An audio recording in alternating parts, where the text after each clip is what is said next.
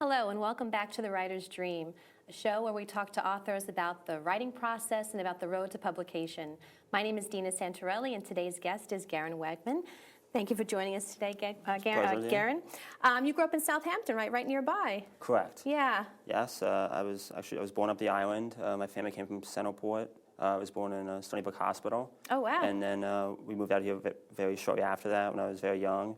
And it's really an exceptional area to grow up in. Oh, it's wonderful here. There's so many different aspects to it. It's very interesting. The whole concept of, there's still the small town feel, the potato farms, and then there's, of course, the huge influx of people from Manhattan coming out every year. Right, exactly. It's just an interesting mix of what goes on. It's Love culture. Definitely. There's a great artist community out here. There's a history of that, going back to, artists and writers, and from Paul Krasner House to John Steinbeck, and it's definitely an interesting place to live. It's definitely affected me. Now, well, it's interesting because you intended originally to be a psychiatrist, yes. But I understand that you've sort of become disillusioned with that field. Sure. And I was wondering if you can explain why. I guess I have to say the practical aspects of it. I've always been fascinated by psychology and philosophy, and that's always going to be a part of who I am, especially the works of Sigmund Freud and Carl Jung, and I was more enamored with the philosophy of it and getting involved with why people do what they do, right? And how society can affect you and things of that aspect. But when you really start getting into it as a career and the schooling of it, you sort of get into a point where how much of a difference are you actually going to make going into the field. I consider Freud sort of a great detective. We're getting to the root of someone's issues and how that affects their lives. But you got to get to a certain point when I was really studying it of, yes, you can discover a certain complex in a person and bring it to the forefront, but is that really going to change their lives in the long term? And also at that point, I was really getting more into my creative side and in writing and everything like that, and I decided to go that way. It's interesting, those questions that you were asking yourself before, how society affects all of us and the choices that we make, that kind of thing. Those are also questions that writers ask. Exactly. Right, Yeah. so there seems to be a correlation, Exactly. Between the two fields. So yes, and so instead of really doing it in a practical mode of working with people, I use that in my creative side of my work, in poetry and fiction and film, everything like that, and that's what I look for in literature, and that's what I'm attracted to. Right. And that's what's important to me when I'm reading something, and that's what I want to purport in my own writing. Now, you've self-published 3 short character studies. Correct. On Amazon. Yes. Why did you decide to do that? Well, at the time, I was basically going through more of a conventional route with my writing of just working on different things, submitting them to writing competitions, and sort of just waiting to get an agent. But I was kind of just, I was stagnating. I wasn't really making much progress. I wasn't being active enough. Now, was it just novels, or was it just the short pieces? It was both. Okay. I had already written one novel, and I was doing short stories and different things. And my friend Ellie Stevenson came to me with the idea. He had read an article about a woman who had started blogging and become a successful blogger, and then chose to publish through the Amazon network and sold over 1 million copies. Oh, and wow. Had much success with that. And he has been assisting me. He told me he'd act as my agent. He had the contractual obligations with Amazon, and he helped me design the web design of my blog and the cover art for my short stories. There's Hugo, Epiphany, and Able to Be Loved. And so we did that. Basically one story every 2 months. We came out with a new one on Amazon. Now, why did you decide to do the shorter pieces, to self-publish those? Just at the time, I thought it'd be better to like start with something small and then work my way up. Now, do you follow their progress in terms of sales, or is it something you just sort of put out there and then? Yeah, no, we do follow the progress. We get notifications, and they are selling well. Like a lot of people in the community, people I know are aware of my work. There was the article in Southern Press, and a lot of people have become aware of it through that. It's just the difficulty is in people not from the area and people who don't know me personally being able to find the work. You have to reach a certain sales for to be front page so people can become aware of it. That's what's awesome about a venue like this, and where you can really get out there and express what you're trying to do and put it out and get attention that way. You know, I know there are authors out there who are looking to sell a novel, and what they do is they do what you've done, is they put out there maybe some of their short stories, some essays that they've written to sort of generate some excitement for their name, for their work, create a platform for themselves. Were you thinking in that way exactly. too? Yeah. That's exactly what I'm trying to do. Yeah, I think that's a great idea. Now, your novel, you wrote this when you were living in Los Angeles? The first one, yes. Yeah, it's called A Touch of Man? Correct. And what is that about? Actually, originally it was entitled Daedalus and Icarus, after the Greek myth, the boy too close to the sun. And when I first started writing it, it was the focal point was a young man who was kind of lost in life, was filled with a lot of anger from frustrations in his childhood, and an older man who's already lived his life and has some wisdom who tries to counsel him and seeing that he's going down a dark path, but in the end, the child doesn't listen to him, and it ends in tragedy. But while I was doing that, and I was still studying psychology then, aberrant behavior, I got more interested in aberrant psychological issues, and I wanted to focus more on the older character as well. And so I changed the format and turned it into two protagonists. And that's when I also changed the title to A Touch of Man, just about the idea of a lot of different things about people in relation to society and people in relation to each other. And what happens is now I have one man, the older man is a convicted sex offender who moves from New York to Los Angeles trying to find redemption, trying to start his life over again and make up for what he's done. He's racked with guilt. And the younger man is someone whose mother was killed in front of him when he was very young in the streets of Los Angeles, and was raised just by his father, who couldn't really get over the death of his wife and had problems with alcoholism and things like that. And so these two troubled characters who are kind of separated from society, who end up coming together and sort of forming a bond. And it's set in a fictionalized small California town.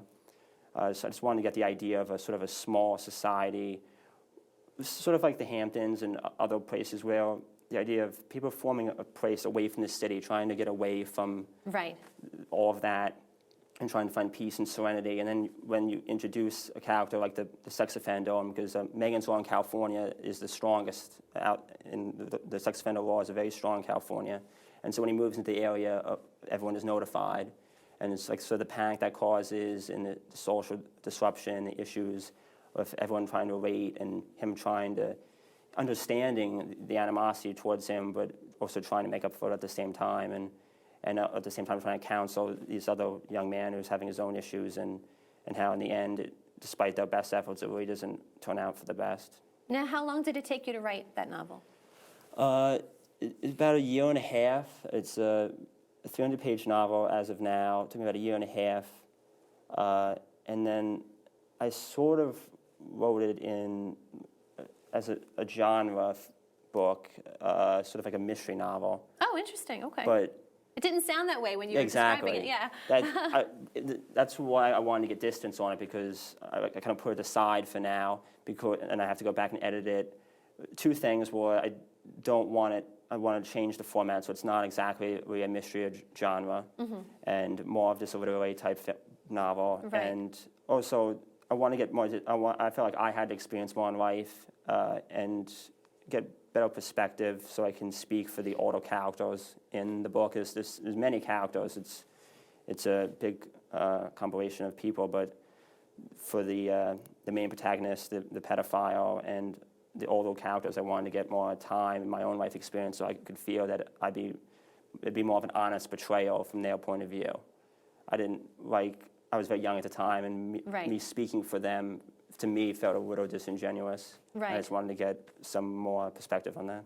I think that's a wonderful idea, actually. I also wrote a novel, and I put it away for a period of maybe 3 or 4 months. And I was astounded when I took out the novel again to read it, how much of a new perspective I had on it that I hadn't had when I was so close to it when I was writing it. Yes, I definitely understand. When you're really in the zone doing the writing, you can't see the forest for the trees. Right. Sort of, you're in your own world, and you have to get away from that, and then we're like, oh wow, now I'm looking at this with totally different eyes now. Yeah, it's almost like you didn't write it when you're reading it the second time, right? Exactly. Yes, I know that feeling. Now, what would you say motivates you to write? I mean, is it something that you just sit down every day to do at a certain time of day, or? Sure. I mean, it's tough. I have a very busy schedule. I usually write nights. I'm not a morning person. I usually don't have the mental acuity to write in the morning, and so it's whenever I have time to write. I'm of the opinion that like real writers, you're always a writer, even when you're not writing. It's just something that's going on in your mind. That's true. Whether you're driving, you're doing something. Writers are usually like very observing people and sensitive to like your surroundings and what's going on. So in like the back of your head, even if you're not really thinking about it, you're sort of taking notes for something down the road you're going to write about. You know, it's funny. I always joke with my daughter. Sometimes I'll be lying on the couch and she'll come over to me and say, "Mommy, what are you doing?" I'll say, "I'm writing." You know, because it's sort of that sort of thing when you're describing. You know, you're taking something in, or you're thinking, working something out. You know, and just taking the time to do that. Yes, even if it's on a subconscious level, or if you're consciously trying to. Sometimes I'll be at an event or something. Sometimes I'll be in certain surroundings where I'll consciously think, "Oh, this will be good." Trying to take mental notes of what's going around me. Of this would be something interesting to write about, or things like that. Relationships, people, situations you get into. Do you just take mental notes, or do you find yourself actually jotting things down in notebooks? It depends. Sometimes it's mental, but if I know going in, I might bring a notebook with me. Right. And I try to take notes whenever I can, it just depends on the situation.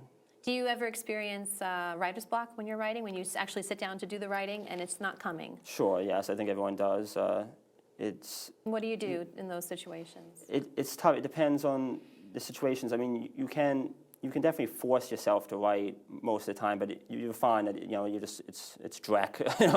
You're just you're pushing it through, and it's not real. Right. And sometimes, if I find if you're getting into a good rhythm with the writing, you want to really just get it through. That was like the mind Hemingway was. Hemingway was very big on just constantly. He came from a journalism background, of course, and you just push out. Then you can always go back and edit. So sometimes that's my process. Yeah. There's definitely a time to do that where you just, even if you feel like I know this isn't my best, but just get it done, and then you can go back. Right. And then but sometimes I'm just like, there's nothing. Right. It's not for everyone. Yeah. I just gotta take a break and go rest. So right now you're working on your second novel. Then you sort of have this other first novel on hold for now. Correct. Right, and you're working on your second novel, and what is that titled? Temperance. And what is that one about? Is it similar to the first? Yes, I mean, everything I write about has sort of like a psychological, philosophical element to it. Right, I care, that's my main concern, is about people and why they do the things they do in relationships and society. I'm not D.A. insurance. I'm not fascinated with like flowers and nature. That's never been really my thing. I'm not really a nature person. I focus on people. And this novel is sort of what I would call like my clinical diagnosis of the complexes of modern people. Mm-hmm. Yeah. It takes place over 1 week's time. It's about a few wealthy young men living in New York who come out to the Hamptons for one weekend. And just like modern day dissipation, everything as a culture, how like self-absorbed and idle many of us have become in our lifestyles, and just the immorality that follows, and what they basically do. It starts in New York and how they're living their lives there. They're all sort of coming from wealthy backgrounds, independently wealthy. Right. They don't really have any goals or directions in life. Some of them are in school, some of them are not. But even with their like degrees, they don't know what to do with it. Right. Their lives are just. Reminds me a little bit of Woody Allen type. That contemplative. You can. Yeah, you could definitely make parallels to that. Yeah. And I always tell people, as regard to temperance, if they've ever read Dostoevsky, I use that as parallel. Not a lot of people are familiar with him, but the way, not that I'm saying I'm as good as him, but Why not? but that sort of investigation into that type of society and the way they're living, and so I mean, the Hamptons. One of the negative aspects of the Hamptons is like when there's all this wealth and coming out here, and a lot of the superficiality and drug use and men taking advantage of women and bad things like that. And so just these men behaving very badly while struggling. But I don't want it. It's not. I always want it. It's very important that I paint them in a third-dimensional way. Right. I don't want, they're not villains. It's very important you understand that they're human beings. Of course. Wrestling with their own things. And each of them, I try to give a background of their childhood and why they're in the position they're in and why they feel this way. Like the one character, Byron, I named him Byron Lords, kind of an homage to Lord Byron, my favorite poet. But he's, if you had to title someone a villain, which I don't really want to do, but he's the only one of them who's really cruel, who enjoys cruelty and hurting other people. Is it difficult as a writer to tap into somebody like that, or do you find some people find it liberating? Yeah, I do. I definitely do. Yeah. Just my own side of my personality, and just also from studying psychology and going into like case files and things that people do, but why you're like that. It just doesn't come from nowhere. Like what made that person the way he is. Right. His family and his background, and it's just fascinating to me. Now, what's the plan once this novel's done? Is that when you're going to start seeking representation? Is that what you're hoping? Yes, definitely. I want to seek representation and try to get this published in a novel format. Are you going to do the traditional route as opposed to how you did your short character study as a self-published? Yeah, we're still considering that. My friend Ellie and I might put it on Amazon for a while. Okay. Because the contact with them is very good. You can take it down whenever you want. So we might do that originally, but the ultimate goal is to get it published through a publishing company. That would be wonderful. I want to go forward with that, yes. Yeah. This is really my I put a lot of time and love into this project. I really want to go 100% with this. Now, I understand you're also interested in screenwriting. Yes. Yeah, is it something that you want to, in terms of adapting the novels you've already written, or do you have other ideas in mind? Both, actually, both. I would love to. I think Temperance would make an excellent film, and I would be open to adapting my own work and also doing other things. I think my great love is a film and literature, and I think film is the most powerful medium of anything. Yeah, it's so visual. Yeah. I mean, it's hard to beat. I mean, you have everything in that. You have the writing of literature, the visuals of a painting, the sound of a music. You have all that working together and creating a great image. And I just think to me, I think that's so astounding.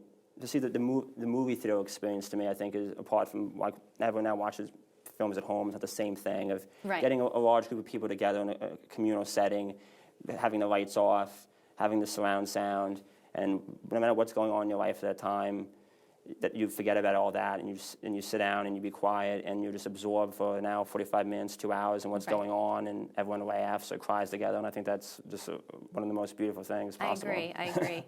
Now, you're also blogging. You mentioned before you have a blog. Yes. It's I'mUsedToIt.com. Correct. And how do you find that type of writing? I mean, do you find that it's very different from the writing you do for, say, your novels or your short stories, or is it similar in some ways? Or no, it's definitely different. I mean, obviously, it's more of like a journalistic enterprise. Going into it, it feels different. I blog about all different things. I do film reviews to social commentary, taking things that are going on, like around my office. If everyone starts talking about that, we're getting discussions, and then we're like, oh, I think this is something good to talk about. Like recently, I wrote about the Wall Street protesters and the financial crisis. Okay. And then before that, I wrote about Alfred Hitchcock films and his role in cinema. Now, why did you start the blog? You started sort of also to sort of generate a platform for yourself? Yeah, just any form of platform, just getting out there and just so people can read your ideas, and if they take a liking to them, and then get more interested in seeing other things you've done.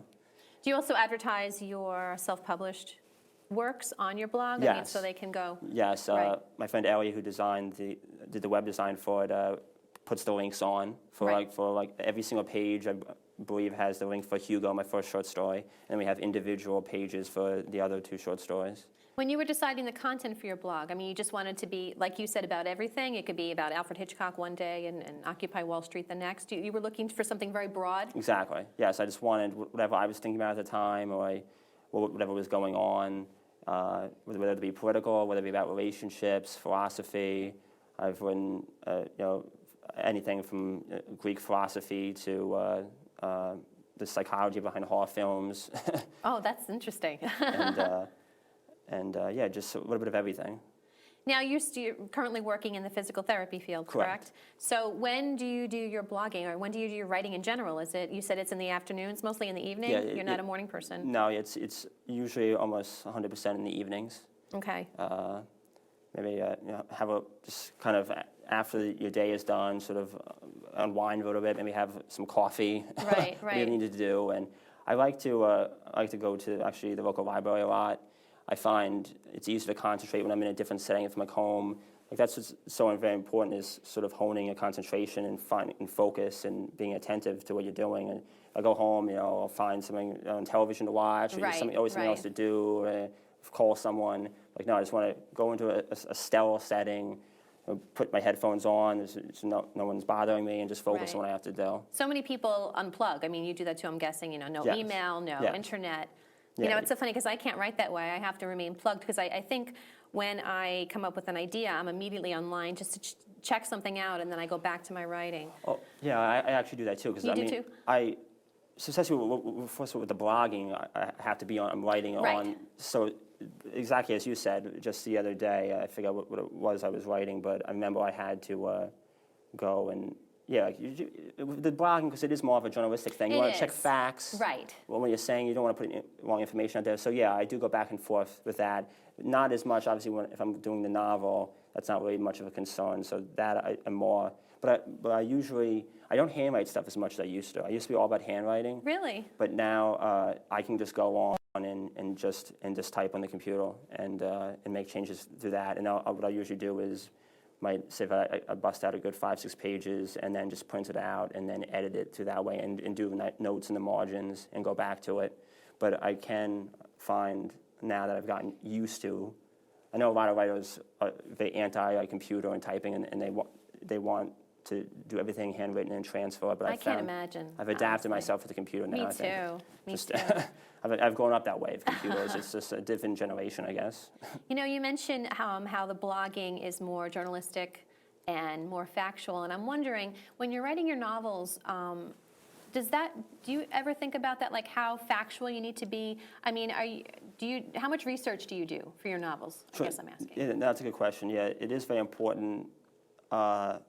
Just recently, there was a part in the novel in which they go out they steal their friend's boat and go out into the ocean to do something. And so I've been actually asking my friends to go out in their boat because I want to actually sort of recreate the event because I want. Right. Because I've been on boats before, but I'm not that proficient with how they do everything, and so I want to get sort of like the procedure of it, of what they're going to be doing downright. Right. Exactly. And so I can describe like the way the ocean looks at a time and the way the water's on, the way exact. So yeah, you have to.